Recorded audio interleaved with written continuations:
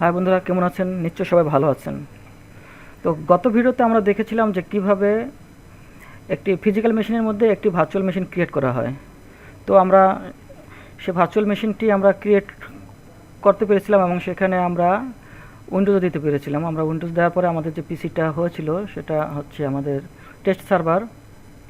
তো আমরা কানেক্ট করে দেখবো যে আমরা সার্ভার ঢুকতে পারি কি না। হ্যাঁ, আমরা সার্ভারে ঢুকতে পেরেছি। তার মানে আমাদের ভিএমটা পারফেক্টলি কাজ করেছে। তো আমরা আজকে দেখব যে কিভাবে একটি ভিএম এক্সপোর্ট করা হয় এবং এক্সপোর্ট করে কিভাবে ভিএম ইম্পোর্ট করা হয়। তো ভিএম এক্সপোর্ট করার ক্ষেত্রে কিছু বিষয় খেয়াল রাখার দরকার। তা হচ্ছে যে কোনো চেক পয়েন্ট আছে কিনা। আমাদের এখানে কোনো চেক পয়েন্ট নেই। আর আমরা সেটিংয়ে গিয়ে দেখব যে আমাদের ভিএমটি কী কনফিগারেশনে ছিল। আমাদের ভিএমের নাম হচ্ছে টেস্ট সার্ভার। আমরা সেটিংয়ে যাব। সেটিংয়ে গিয়ে দেখব আমাদের মেমোরি ছিল 8 জিবি। আমাদের 8 জিবি আছে। আমাদের প্রসেসর 1 কোরই আছে। আমাদের হার্ড ডিস্ক দেখব কতটুকু জায়গা নিয়েছে। আমাদের কারেন্ট সাইজ হচ্ছে 10.118 জিবি আর ম্যাক্সিমাম সাইজ হচ্ছে 520 জিবি। তো আমরা এক্সপোর্ট করে ইম্পোর্ট করে দেখব যে আমাদের সেম সাইজের সেম র্যামের আমরা ভিএমটি কনফিগার করতে পারি কি না। তো ভিএমটি এক্সপোর্ট করার জন্য প্রথমে আমাকে সার্ভারটি বন্ধ করতে হবে। বন্ধ করার জন্য আমি শাটডাউন দিব। যদি আমি শাটডাউন না দিই তাহলে হয়তো পারফেক্টলি আমার ভিএমটি এক্সপোর্ট হবে না, সেক্ষেত্রে এরর দিতে পারে। সেজন্য আমরা সার্ভারটি বন্ধ করে দিলাম। এখন আমরা সার্ভারের উপরে রাইট বাটন ক্লিক করে যাব হচ্ছে এক্সপোর্টে। এক্সপোর্টে গিয়ে আমরা আমাদের লোকেশন দেখিয়ে দেব যে কোন লোকেশনে আমরা ভিএম এক্সপোর্ট করতে চাচ্ছি। আমরা ব্রাউজ করব। ব্রাউজ করে আমরা লোকেশনে যাব অ্যাপ ড্রাইভে। অ্যাপ ড্রাইভে গিয়ে আমরা এখানে একটা নতুন ফোল্ডার করব।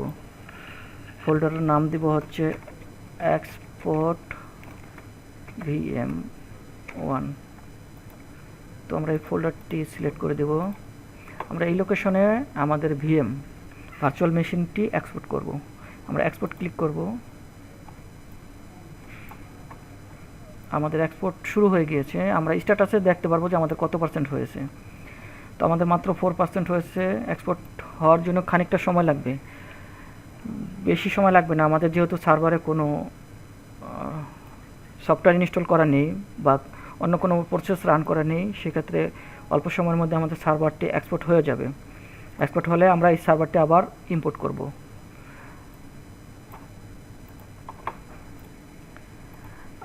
আরেকটা বিষয়, আপনি সার্ভারটি এক্সপোর্ট করছেন, এই অবস্থায় যদি কোনো কারণে আপনি সার্ভারটি এক্সপোর্ট না করতে চান তাহলে আমাদের এখানে ক্যান্সেল আছে। ক্যান্সেল এক্সপোর্টিংয়ে আপনি ক্লিক করলে আপনার সার্ভারটি এক্সপোর্ট বন্ধ হয়ে যাবে। তো আমরা সার্ভারটি যেহেতু এক্সপোর্ট করছি, আমরা দেখাবো কীভাবে এক্সপোর্ট করে আবার ইম্পোর্ট করতে হয়। আমরা ক্যান্সেল করব না, আমাদের সার্ভারটি আমরা এক্সপোর্ট করব। হ্যাঁ, আমাদের এক্সপোর্ট অলমোস্ট কমপ্লিট। হ্যাঁ, আমাদের সাকসেসফুলি এক্সপোর্ট হয়ে গিয়েছে সার্ভারটি। এখন আমরা লোকেশনে গিয়ে দেখব যে আমাদের যে প্রপার ফাইলগুলো ঠিকমতো এসছে কিনা। বেশ কিছু ফাইল থাকে, চেক পয়েন্ট থাকে। আমরা এক্সপোর্ট করেছিলাম এক্সপোর্ট VM1-এ। টেস্ট সার্ভারটি আমরা এক্সপোর্ট করেছিলাম, সেম নামে এসছে। হ্যাঁ, snapshot, virtual hard disk, virtual machine, আমাদের 3টা ফোল্ডারই থাকে। যখন আমরা নর্মালি একটা সার্ভার এক্সপোর্ট করি তখন এই ধরনের 3টি ফোল্ডার আসে। হ্যাঁ, আমাদের 3টি ফোল্ডার এসেছে, তার মানে আমাদের এক্সপোর্ট সাকসেসফুলি কমপ্লিট হয়েছে। এখন আমরা এই এক্সপোর্ট সার্ভারটি আবার ইম্পোর্ট করব। ইম্পোর্ট করার জন্য আমরা এখানে যেহেতু ইম্পোর্ট করব তাহলে আমরা আমাদের রানিং সার্ভারটি ডিলিট করে দিব। এখানে ডিলিট অপশন আছে। হ্যাঁ, ডিলিট আছে, আমি ডিলিট করে দিলাম। ওকে, আমার ডিলিট কমপ্লিট হয়ে গেল। এখন দেখব যে কীভাবে ইম্পোর্ট করা যায়। এখন আমি ইম্পোর্ট করার জন্য আমি ডান দিকে উপরে ইম্পোর্ট ভার্চুয়াল মেশিনে ক্লিক করব। আচ্ছা, ক্লিক করলাম। তারপর যাব নেক্সটে। আচ্ছা, নেক্সট আমি ইম্পোর্ট করে আমি এক্সপোর্ট ফাইলটি যেখানে রেখেছিলাম সেই লোকেশনটা দেখিয়ে দিতে হবে এখানে, যেখান থেকে ফাইলটি ইম্পোর্ট করবে। তো আমি দেখি আমি টেস্ট সার্ভার, হ্যাঁ, আমি এই ফাইলটি এক্সপোর্ট করেছিলাম। এখন আমি এই ফাইলটি ইম্পোর্ট করব। ফোল্ডার সিলেক্ট করে সিলেক্ট ফোল্ডার করলাম। আমরা এখন নেক্সট করব। হ্যাঁ, আমাদের কোনো এরর দেয়নি। এখানে 3টি অপশন আছে এক্সপোর্ট ফাইলটি ইম্পোর্ট করার জন্য। প্রথম অপশন হচ্ছে register the virtual machine in place, use the existing unique ID. আপনি যদি সেম প্লেসে এই মেশিনটি ইম্পোর্ট করতে চান তাহলে প্রথম যে অপশন আছে সেই অপশন সিলেক্ট করবেন। তারপরে দ্বিতীয় অপশন হচ্ছে restore the virtual machine use the existing unique ID. আপনি যদি অন্য একটা জায়গায় same unique ID same ID দিয়ে যদি আপনি ইম্পোর্ট করতে চান তাহলে এই অপশনটি সিলেক্ট করবেন। আর যদি আপনি অন্য একটি লোকেশনে আর unique ID that means server যে আইডি নাম্বার সেই আইডি যদি আপনি সেম না রাখতে চান তাহলে copy the virtual machine create a new unique ID করে আপনি ইম্পোর্ট করতে পারেন। তো আমরা restore the virtual machine is the existing unique ID এটা করব। আমরা নেক্সট করব। আচ্ছা, আমরা লোকেশন দেখাবো যে আমরা কোন জায়গায় ইম্পোর্ট করতে চাই। লোকেশন দেখানোর জন্য ব্রাউজ করে আমরা লোকেশন দেখিয়ে দেব। আমরা এখানে ফোল্ডার সিলেক্ট ক্রিয়েট করব, একটা ইম্পোর্ট ভিএম নামের একটা ফোল্ডার দিলাম আমরা এখানে ইম্পোর্ট করব। ওকে, আমরা 3টি জায়গায় দিয়ে দেব মেশিন কনফিগারেশন, চেক পয়েন্ট এবং স্ন্যাপশট। আমরা 3টি জায়গায় সেম লোকেশন দিয়ে দেবো। আমরা নেক্সট করব। Where do you want to store the imported virtual hard disk for the virtual machine. আমরা সেম লোকেশন দিব। আমরা নেক্সট করব। আমাদের ইম্পোর্ট হয়েছে, এখন ফিনিশ করব। ফিনিশ ক্লিক করলাম। আচ্ছা, কপি হতে খানিকটা সময় লাগবে, বাট একটা ওএস ইনস্টল দেওয়ার থেকে অনেক কম সময় লাগবে। তো আমরা একটু ওয়েট করি আমাদের যে এক্সপোর্ট ভার্চুয়াল মেশিনটি ইম্পোর্ট হওয়ার জন্য। দ্যাট মিন এক্সপোর্ট থেকে ইম্পোর্টে ফাইলগুলো কপি হচ্ছে, একটা লোকেশন থেকে আরেকটা লোকেশনে কপি হচ্ছে সেম কনফিগারেশন নিয়ে সেমভাবে। তো আমরা একটু সময় ওয়েট করি। আমাদের ইম্পোর্ট কমপ্লিট হয়ে গিয়েছে। হ্যাঁ, সাকসেসফুলি ইম্পোর্ট হয়েছে। এখন আমরা দেখব সার্ভারটি রান করে কিনা। তো আমরা রাইট বাটন ক্লিক করে সার্ভারটি কানেক্ট করব। কানেক্ট হয়েছে। এখন দেখব যে আমরা যেই কনফিগারেশনের সার্ভারটি এক্সপোর্ট করেছিলাম সেই কনফিগারেশন সার্ভারটি ইম্পোর্ট হয়েছে কিনা। আমরা সেটিংয়ে যাব। আমরা সেটিংয়ে গিয়ে দেখব মেমোরি। হ্যাঁ, আমাদের সেম 8 GB মেমোরি ছিল, সেই মেমোরি পেয়েছে। আমাদের 1 কোর প্রসেসর ছিল, 1 কোর পেয়েছে। আমরা দেখব আমাদের কারেন্ট হার্ড ডিস্ক কত পেয়েছে। ইন্সপেক্টে গেলাম।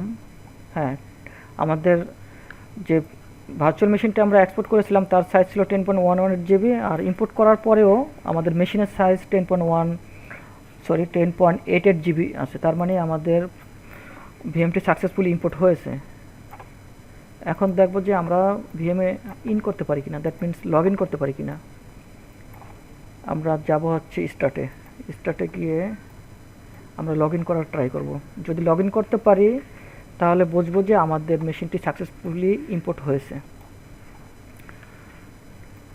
হ্যাঁ, সার্ভারটি ওপেন হচ্ছে। ওপেন হতে হয়তো কয়েক সেকেন্ড সময় নিতে পারে।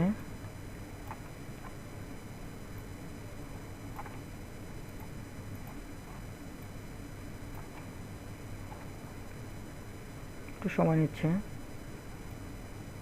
নর্মালি একটি server boot that means restart হতে যেই সময়টা নেয় সেই সময়টি নিচ্ছে। হ্যাঁ, আমাদের সার্ভারটি অন হয়ে গিয়েছে। আমরা এখন কন্ট্রোল অল্টার ডিলিট দিয়ে সার্ভারটিতে পাসওয়ার্ড দিয়ে ইন করার চেষ্টা করবো। আমরা সেম পাসওয়ার্ড দেবো যেই পাসওয়ার্ডটা আমাদের সার্ভার ছিল। ইম্পোর্ট করার পরে সেম পাসওয়ার্ড দিব, দেখি কাজ করে কি না। সরি, পাসওয়ার্ডটি নেয়নি, আবার দিব। হ্যাঁ, সেম পাসওয়ার্ডটি কাজ করেছে।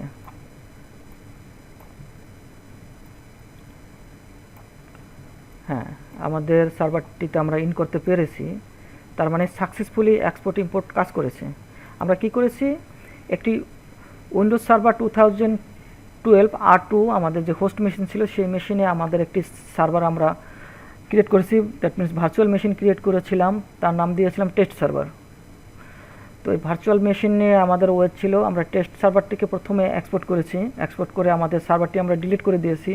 তারপর সেই সার্ভারটি আমরা আবার ইম্পোর্ট করেছি। তো আমাদের সমগ্র প্রক্রিয়াটি সাকসেসফুলি কাজ করেছে। তার মানে আমরা সার্ভারটি এক্সপোর্ট করে ইম্পোর্ট করতে পেরেছি এবং সার্ভারটি আমাদের রান করেছে এবং সার্ভারটিতে আমরা ঢুকতে পেরেছি। তো বন্ধুরা, আমরা যে উইন্ডোজ সার্ভার 2012 R2 যে ডিফল্ট এক্সপোর্ট ইম্পোর্ট প্রসেস ছিল সেইভাবে আমরা সার্ভারটি এক্সপোর্ট ইম্পোর্ট করেছি। বাট আপনি বিভিন্ন ওয়ে তো করতে পারেন, that means third party use করে, দ্যাট মিনস সিনোলজি ইউজ করে আপনি এক্সপোর্ট ইম্পোর্ট করতে পারেন। সেক্ষেত্রে আপনার সার্ভারটি আপনি রানিং অবস্থায় এক্সপোর্ট ইম্পোর্ট করতে পারবেন, তাকে বলে শ্যাডো এক্সপোর্ট ইম্পোর্ট। তো আমরা ভিডিও আর বড় করব না, আমরা এখানেই শেষ করব। তো বন্ধুরা, আমরা দেখলাম যে কিভাবে এক্সপোর্ট ইম্পোর্ট করা হয় একটি ভিএম। তো আজ এই পর্যন্তই। যদি আমার ভিডিও দেখে আপনাদের কোনো কাজ হয় বা আপনারা কিছু শিখতে পারেন, তাহলে অবশ্যই সাবস্ক্রাইব করবেন এবং লাইক দিবেন। যদি কোনো কথা থাকে তাহলে কমেন্টসে কিছু বলবেন। আজ এই পর্যন্তই, সবাই ভালো থাকবেন।